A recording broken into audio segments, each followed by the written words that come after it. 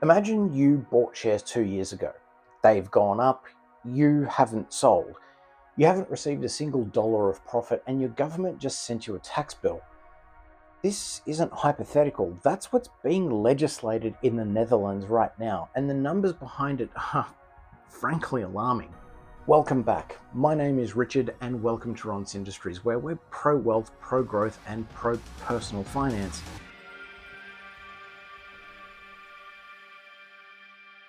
And in this video, we're looking at the Netherlands' proposed tax on unrealized investment gains and what the data shows it actually does to a real portfolio and why this matters far beyond one country's tax code.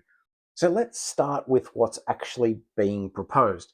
The Netherlands operates a three-box tax system. Box 3 covers investment income, things like shares, bonds, and crypto. Under legislation currently working its way through the Dutch Senate, starting potentially as early as January 1st, 2028, Box 3 assets such as stocks and cryptocurrency will be subject to a flat 36% tax on unrealized gains. So unrealized gains, meaning gains you haven't collected, profits that exist only on paper as equity, and assets that went up in value that you still own and haven't sold. Now, there are some nuance here. Real estate looks to be exempt. Direct company and startup ownership also appears to be exempt. Losses over €500 look like they can be carried forward. And this is the part that I think matters.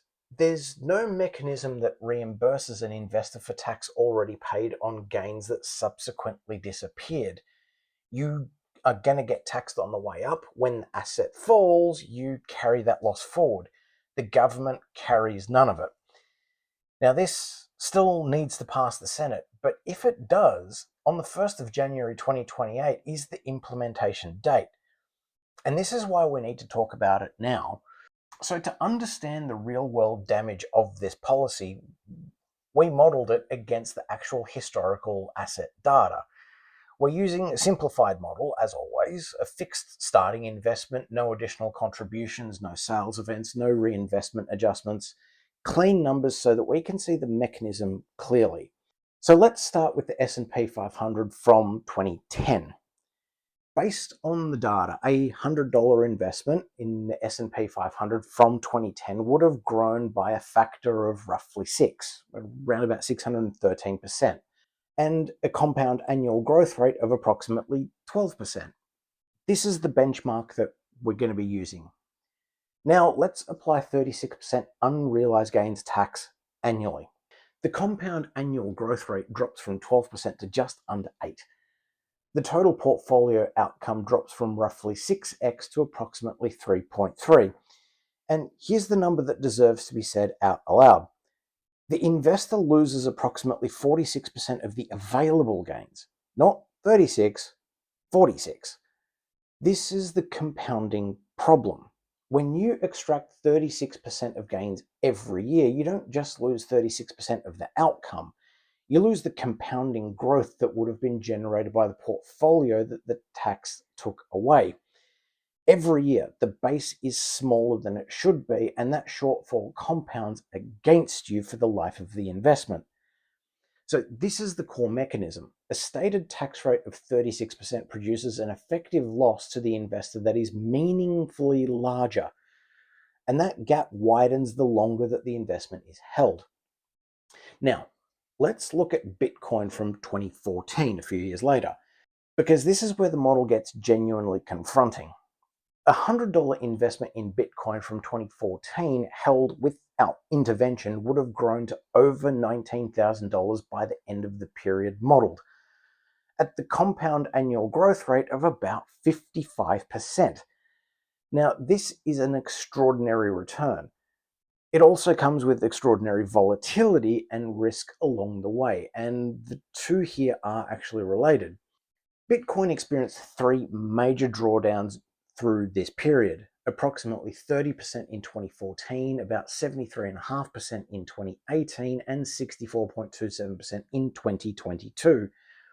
Without the tax, a long-term holder weathers those drawdowns, unpleasant, sometimes painful, and potentially scary, but they ultimately get absorbed into the overall trajectory. Now, the crypto community even has a name for this. It's called HODL, or hold on for dear life, and historically the data shows it's worked. Now, let's apply the unrealized gains tax. In the strong years, and there have been strong years, 36% of the gains are taxed, pulling capital out of the portfolio. That's money that no longer exists to compound forward in the future. Then the drawdowns arrive. The investor absorbs the full loss. The tax paid on now vanished gains is not returned. Losses carry forward, but that only means the investor doesn't get taxed again until the asset recovers its previous high. It doesn't mean that the lost tax comes back. And Bitcoin has historically taken years to recover. Between the 2018 and 2022 drawdowns, recovery periods have been measured in 2 years. During that time, the investor is rebuilding a depleted base rather than building toward new highs. The modeled outcome after applying the unrealized gains tax, it's approximately $5,800. Now that's still a substantial number.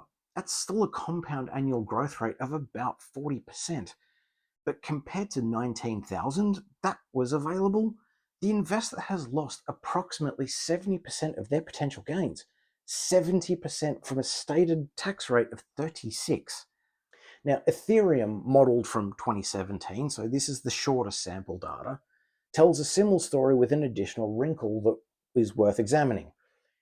Without the tax, a $100 investment in Ethereum from 2017 grows by approximately 9x to a return of $924, with a compound annual growth rate of about 28%. Now, layer in the unrealized gains tax alongside Ethereum's major drawdowns of 82.4% in 2018, 67.5% in 2022, and an 11% decline in 2025. The modeled outcome falls to approximately $500, stripping away about 43% of the potential gains. But the timing issue here is particularly telling. Ethereum's recovery from the 2018 crash took approximately 3 years, which means an investor who was taxed on 2017's gains and then spent 3 years with a diminished portfolio base, unable to reach new highs, before the next significant appreciation cycle began. And the model ends in 2025 with Ethereum's portfolio yet to make a new high from the 2021 balance. The combination of unrealized gain tax and a volatile recovery cycle means the investor is effectively behind, not because they made poor decisions, but because the tax mechanism extracted value at the exact moments compounding needed it the most. Now, here's the framing I want you to sit with, because I think it clarifies exactly what this legislation is doing. The Netherlands government, if this passes, is not just taxing investment income, it's inserting itself as a silent partner into every private citizen's investment portfolio. When you make gains, they take 36%. When you make losses, they take nothing and return nothing for what was already taken. This is the financial arrangement where one party captures a third of the upside and carries none of the downside. If a person walked up to you and said, I want to take 36% of every good year your portfolio has, and when it crashes, you're on your own, you wouldn't describe that person as a partner. You'd describe that as something else entirely. And here's the longer term concern. Tax frameworks don't typically become more generous once they exist. The rate is adjustable, the scope is adjustable, and once the mechanism established, once the precedent exists that unrealized gains can be taxed, future governments have a lever that they didn't previously have. The baseline, once it's set, rarely moves in the investor's favor. Now, this is where I want to zone out, because I think the policy debate often loses sight of something fundamental. Why do people invest? Particularly retail investors, particularly people building a portfolio for the first time. They're not doing it because they enjoy working through spreadsheets. They're doing it because they're trying to build something: financial independence, early retirement, a buffer against future medical costs, something to pass on to their children. They're taking personal risks with their own money to try and create a future that is less dependent on a system that they can't control. And this is precisely one of those situations. Unrealized gains taxes don't just reduce returns, they actively work against the logic of long-term investing. They penalize patience, they penalize holding through volatility, the single most important behavior for long-term investment success. They make volatile assets more dangerous to hold without offering any protection against that danger. And then there's the question here that I think deserves a direct answer. If governments are genuinely concerned about the rising costs of supporting an aging population, such as healthcare, pensions, social services, why would they introduce legislation that makes it harder for citizens to build their own kind of private wealth that reduces reliance on those services? Let people grow their own money. Let compounding work. The citizen who builds a genuine financial independence in their 40s and 50s is the citizen that isn't drawing heavily on public systems in their 60s and 70s. This isn't an ideological argument, it's arithmetic. Now, there's a fiscal logic problem baked into this policy that doesn't get discussed. In a strong market year, the unrealized gains tax generates revenue. That's the stated goal in order to boost government revenue. But in a crash year, say, Bitcoin being down by 73%, Ethereum down by 82%, there's no unrealized gains to tax. Revenue from this source goes to zero, or close to it, and that means the losses carry forward. But the government budget projections built around expected unrealized gains tax revenues aren't met. And then what? The observed pattern of how tax regimes evolve doesn't involve spending cuts to compensate for missed revenue. It involves new revenue sources. It involves more taxes, different taxes. The shortfall created by a crash year in a volatile asset market doesn't disappear. It gets recovered from the same population through other means. So the investor who held through the crash, who already paid tax on gains that subsequently disappeared, who is now carrying losses forward, may also be absorbing new taxes introduced to compensate for the government's own exposure to the same volatility. The house doesn't just win. The house restructures the game when it doesn't win enough. So let me bring this back to the numbers, because the numbers are what matter. The Netherlands is proposing a 36% flat tax on unrealized investment gains, and based on the modeling that we've worked through the S&P 500, Bitcoin, Ethereum, the real cost to investors isn't 36%.